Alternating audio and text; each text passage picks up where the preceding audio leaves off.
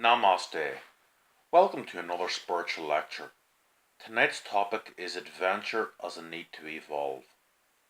I shall begin by quoting Shinichi Suzuki.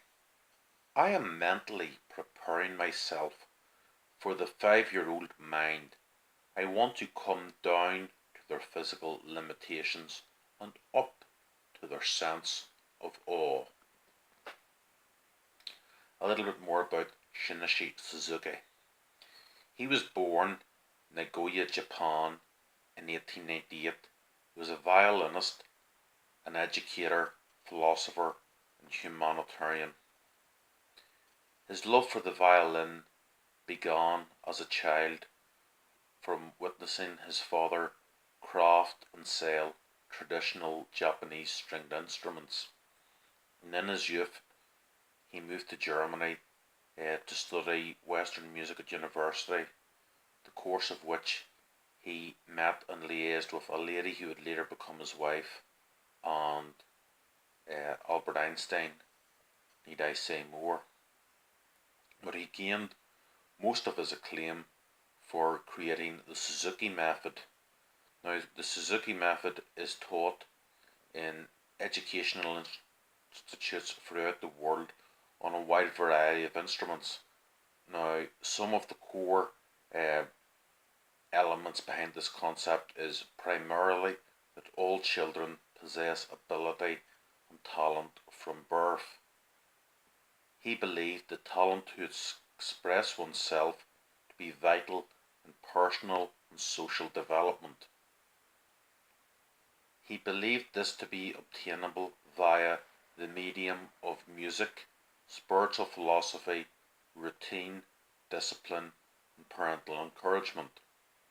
And as such, the emphasis on progressing and reaching one's full potential is more about attitude and intent rather than physical display of technique. As such,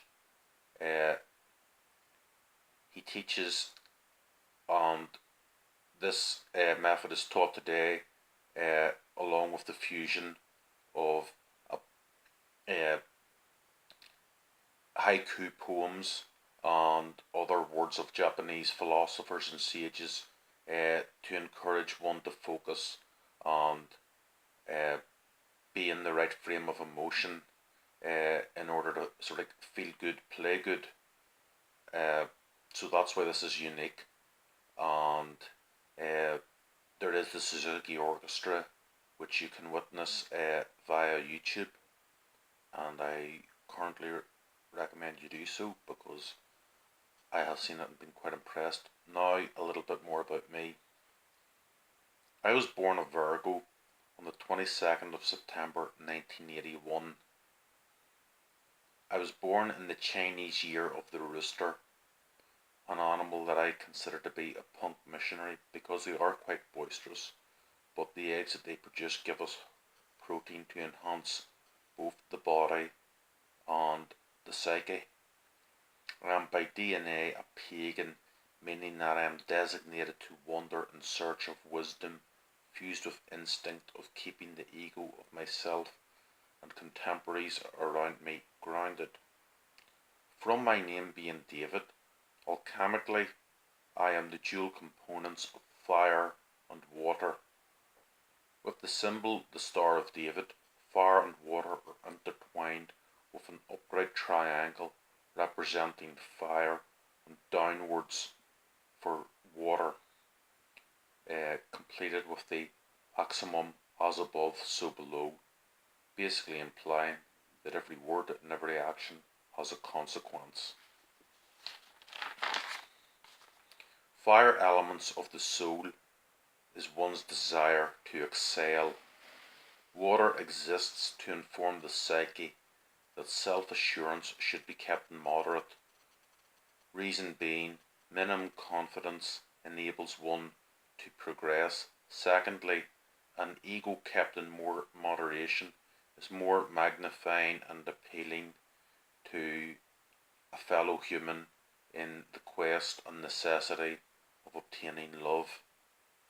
The sense of self develops through age, experience, and setbacks along the way. This involves sampling activities for career and leisure possibilities. My passion for all things esoteric and alternative stem as an eloquent flower, a flower which fertile seeds were sown in my infant years of primary school, firstly being rejected among social circles. Books provided a church-like solace of all possibilities being obtainable and infinite. Subconsciously, I was evolving and in turn shunning all manner of conformity. There was an exchange, and the exchange involved prejudice. This meant withstanding ignorance within conventional settings of education and employment. Through time, I sought further refuge in the mediums of expressive arts. Musicians introduced me to philosophers. The aforementioned fusion taught me that law could be interpreted through a cross section of arts in which a chosen act of expression translates to a religious acknowledgement for our sensories. Stigma of so-called organized religions can be dispelled if we translate the definition of a philosophical branch that encapsulates our experiences and attitudes with an emphasis on savouring the moment. Case in point, theosophy is a Greek translation of God wisdom. I joined the Theosophical Society in 2008. This is a certificate of my membership. The Brotherhood has three core objectives. One, to form a nucleus of the universal brotherhood of humanity without distinction of race, creed, sex, caste, or colour. Secondly, to encourage the study of comparative religion, philosophy, and science. Finally, to investigate the unexplained laws of nature and the powers latent in man, all of which pertain to the TS motto, there is no religion higher than truth. Reverting back to my childhood, my first subconscious encounter within theosophy was a visit to Mourne Grange in the Mourne Mountains of Kilkeel, a farm and intentional community under the moniker of Campbell Communities, which is one of many in the outstanding unsung legacy of Rudolf Steiner. And it was there where crafts and organic farming were executed and sold by the physically and intellectually impaired. Rudolf Steiner was a key exponent in the infancy of theosophy alongside Madame Blavatsky, an ancestor of Nick Clegg, Annie Besant, a lady from Dublin who fought and was at first prosecuted for the right of women to become members of Freemasonry, but later was discharged and founded Co-Masonry. And finally, Mary von Sivers, the latter of whom would later become his wife. Little did I know I was evolving because there was a revolutionary, i.e. Rudolf Steiner, who had devised spiritual and educational concepts more in sync with my approach to life and idealism. I would later discover in my formative years my outlook on previously mentioned prejudice from the alleged more conventional social activities was a subsequence of being diagnosed and in turn blessed with Asperger's syndrome. Professor Hans Asperger described the children that he diagnosed in the infancy of defining the condition as baby professors. Social ineptness leads to solace to be sought in isolation, and that luxury accosted Albert Einstein and Isaac Newton to respectfully resolve the theory of relativity, and the laws of gravity. Newton's laws of gravity transpires to an allegorical ethic in restraining desires, which was originally proven by the depiction of an apple falling from a tree, similar to Hiram Abiff in the Masonic third degree. He represents keeping the ego in moderation and restraining of vice in one's desires. All the scholars mentioned instilled me with the insight of controlling my destiny, artistically and spiritually represented by the Dharma wheel. This is one I drew earlier. Dharma is a Sanskrit translation of the eternal law of the cosmos and its inherent in nature of all things.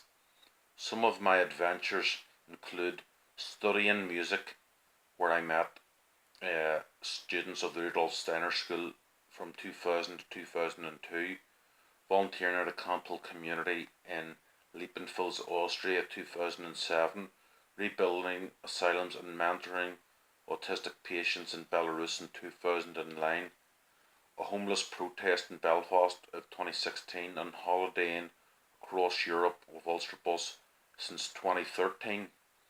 True adventure lies in daily awakening and the challenges each day represents. This is preempted within the daily ritual of sleep. Dreams are abstractions of reality. In sleep we are posing as dead in order to revitalize our stamina. In sleep we are governed by the laws of karma, cause and effect, what we momentarily cannot touch nor dictate. Everyone's brain contains a pineal gland, otherwise known as the third eye, which enables us to dream and enables a select few to foresee the future. A small fraction of each brain contains DMT, a reddish grey cell, and there is a larger blue cell, melatonin. The fusion of both produce circadian rhythms which allow us to regain consciousness from sleep. DMT is an organic drug existent within our bodies and plants. We subconsciously indulge our body with outer experiences in sleep. We can indulge consciously when we are more spiritually awake within physical confines. We evolve worldly like shamans as we become attuned to each action having a consequence. Therefore, we tempt fate by chancing death and consequently raising one's awareness. In turn, mortality is enhanced. Namaste. Thank you for listening. Good night.